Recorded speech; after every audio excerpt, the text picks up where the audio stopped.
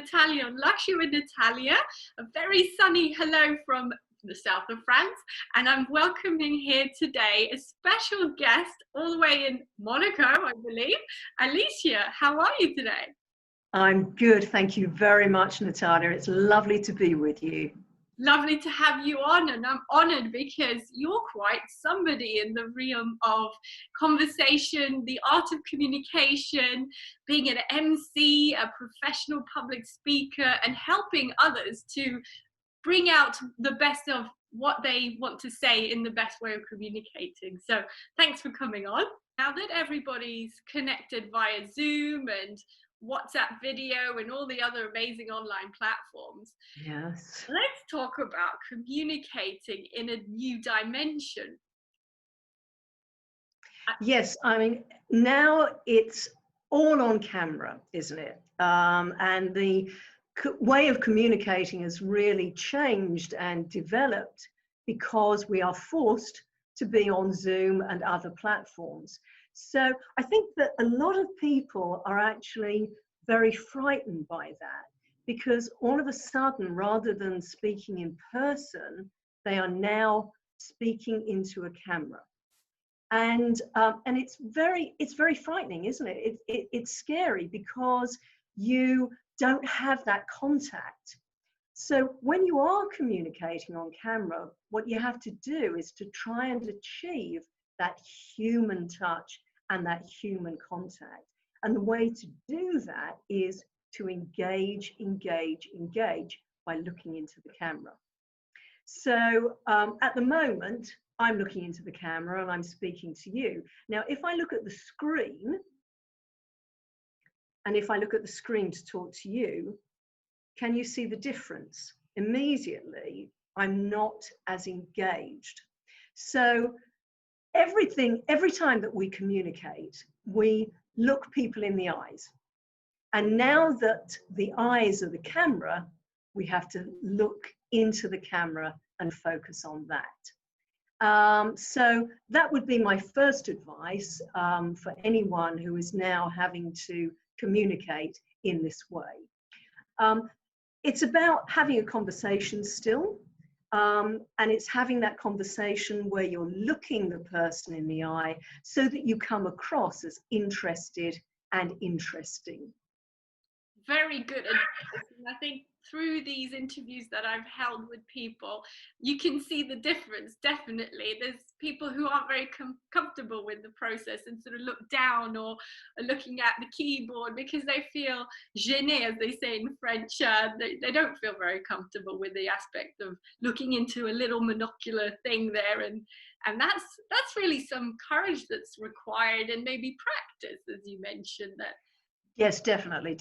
It does need practice because it's not easy because, you know, the temptation is always to look at the screen because you think that you have to communicate by looking at the person, looking at them on the screen. But as soon as you do that, you're actually losing the engagement. So very important to look at that camera. And I think one tip as well that I give to my clients and students is to think of that camera as being someone that you really love or that you're very fond of and that you want to talk to, so that it takes away that feeling of emptiness and that feeling of, oh, I'm just staring into a camera. So think about it as a loved one. Think about it as your best client that you really want to speak to. And that way, you're going to engage warmly, and that's a really big step in communicating effectively. That's wonderful. And something that I heard as well is that people are scared to prospect over this new platform or the way that we're communicating because they've never met the person before. It becomes a little bit offsetting and they don't know how to go about it. So what would your advice be? I mean, you just kindly mentioned there to think about your best client, of course, but is there anything about the body language perhaps, or, you know, using your hands? I know different countries, different cultures use your hands a lot. Does that help to bring sort of that gap that exists a little bit closer, or what do you think? Yes, I think that in some ways it replaces that cold call, doesn't it? You know, where you had to pick up the phone for the first time to develop a connection with a client and maybe make a sale. So instead of, in some ways, actually, I think that it's easier now that you can actually be on camera and see the person rather than just speaking on the phone. It's all about the positioning of the camera as well as your engaging with the camera. So you mentioned about people looking down. So it's very important that the camera is at eye level or slightly above eye level, so that we're not getting that. We don't want to get the top of the head, particularly in lockdown when we were all going grey and it showed our roots. And now that we're out of lockdown, we still don't actually want to see the top of our head. Similarly, we don't want to see up somebody's nose. You know, so if the camera is down and you're looking so that the camera is kind of looking up your nose, it's not a pretty sight. So always have the camera positioned so that it's at eye level or slightly above. I also suggest that it's slightly to the left or slightly to the right so that you come across as being warmer. If you think about people on the red carpet, when they have their photo taken, they're usually slightly at an angle, you'll notice, rather than full frontal, because it's softer, it's more flattering, and it actually comes across as being more warm. So you want to achieve that effect on camera too. You mentioned about using your hands. They should never be a distraction. So I did a video recently about Boris Johnson's speech in England. And what I highlighted was that a lot of the time, what we saw was his hands like this, banging on the table almost, and clenched fists, they were like that. And at several points, he actually used his fist to punch at the camera. So rather than coming across as somebody who was inspiring hope and giving reassurance, it was very aggressive. So we have to be careful the way that we use our hands. They should never be a distraction. I mean, that's the same if we're off camera or on camera, so that the message comes across without it being that we're then looking at the hands. So use your hands sparingly. You can use them, but use them sparingly. And that's the same as when you're speaking in person as well as on camera. You can show your hands, but don't show them too much. Fantastic advice. I think we'll learn a lot from this. Thank you. So great. And I know you're quite a star on the stage. I mean, you've got not only the MC position, but you also had a quite a good career, or was it a career, as being a singer, a blues singer and a stage performer. That's interesting. So were you born to be on the stage? Did you always want to do that? I don't know if I was born to be on the stage, but I've always loved music. Music is very, very important to me. So to be able to sing is a blessing, and I appreciate it as a gift to be able to share. Although actually when I was younger, as a little girl, I actually had training as a singer, classic singer, opera, and from the age of 7. And when I reached 14, I was so nervous that I couldn't actually sing anymore. So I stopped, and then I took it up again when I went to university, and I actually had my own band then, and I sang with a jazz band.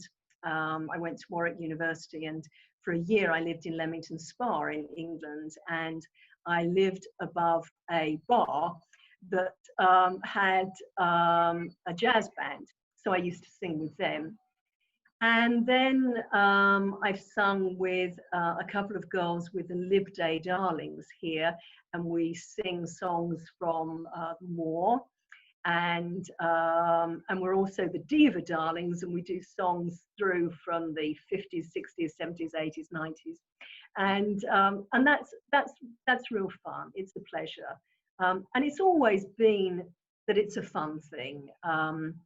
I was a lawyer, as I think that you know, in a previous life, and that kind of took up my time and took me away from singing. So now it's still it's something that I love to do and I enjoy.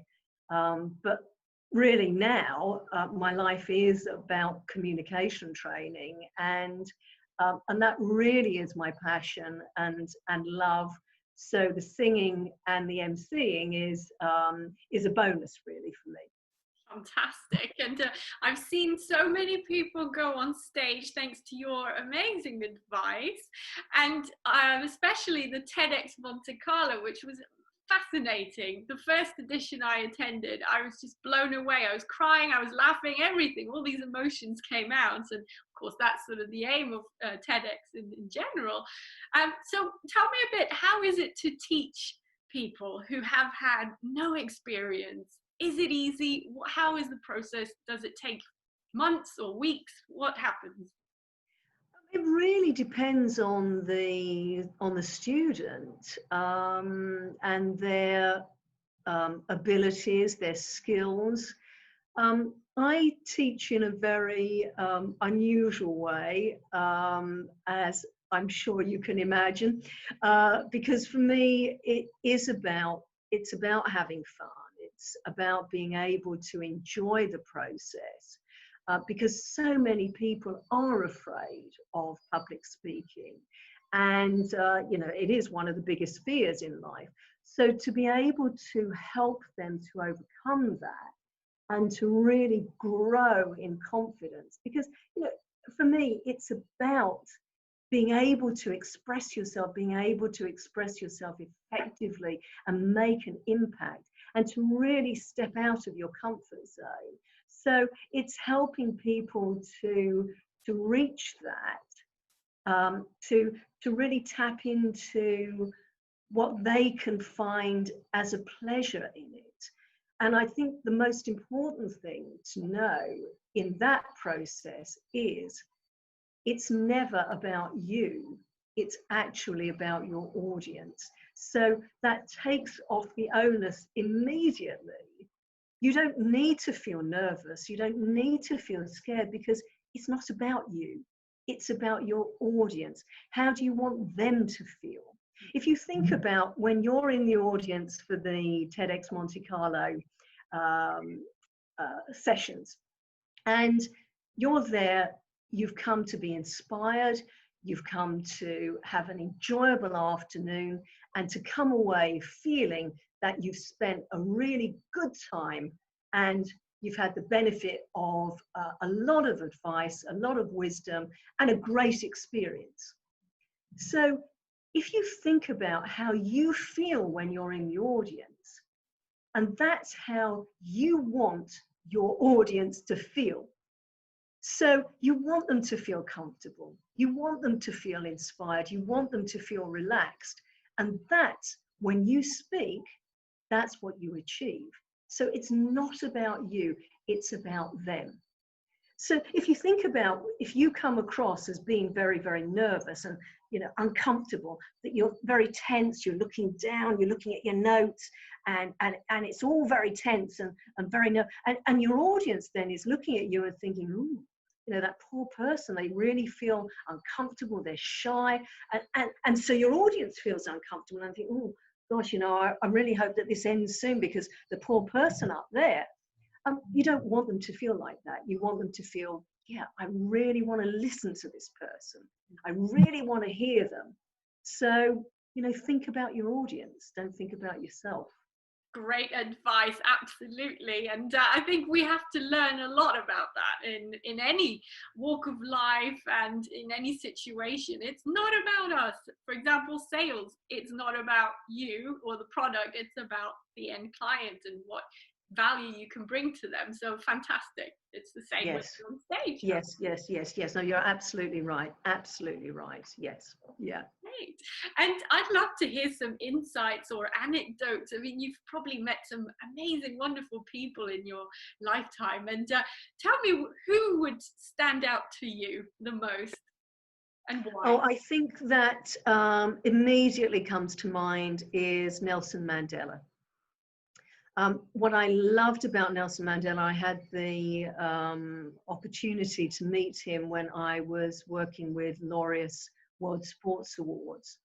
And he came to the awards and he was presenting an award, and he was the most charismatic but also kind man, and so authentic and so sincere.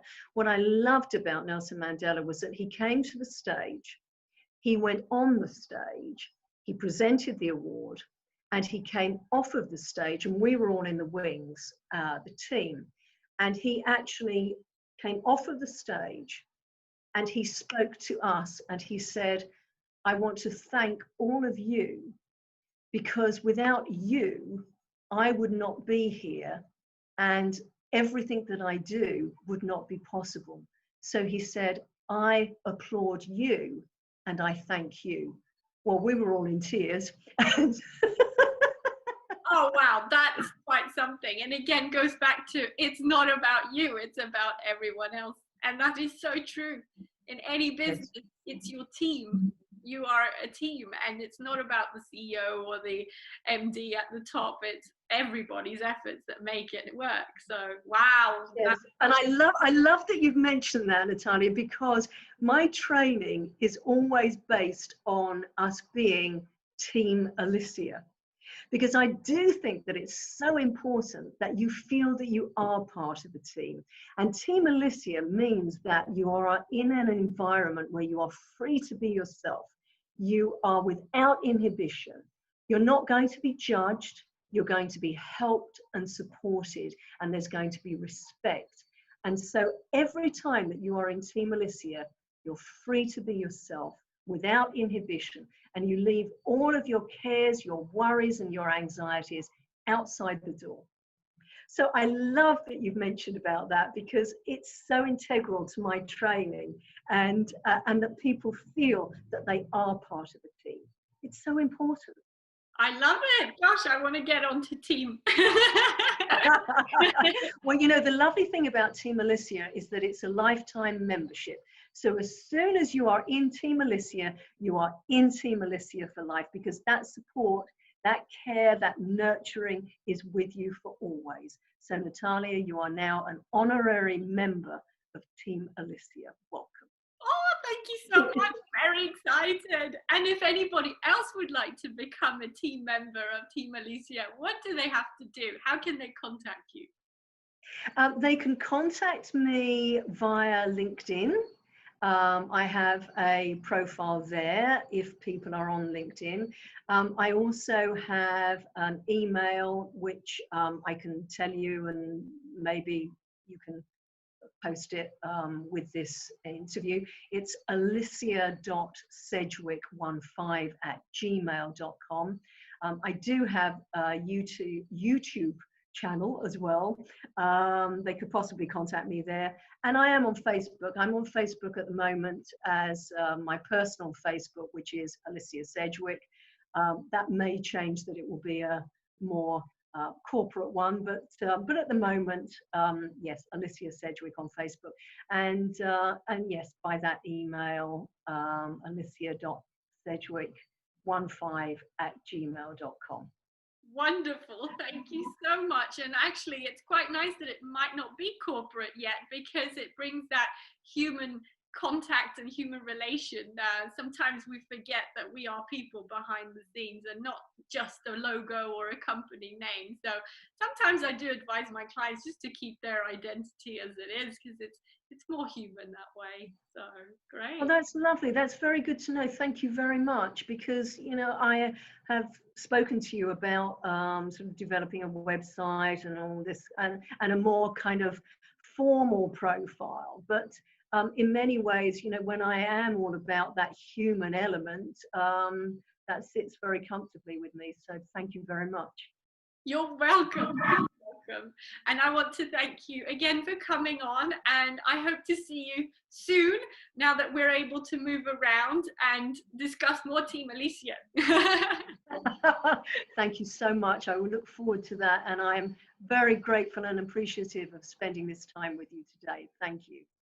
Wonderful. So everyone keep tuned in for more episodes. This has been Luxury with Natalia, and another episode coming tomorrow. Very exciting. So don't forget to subscribe and like as much as you can. Thanks everyone, and thank you again, Alyssia. Bye. Pleasure.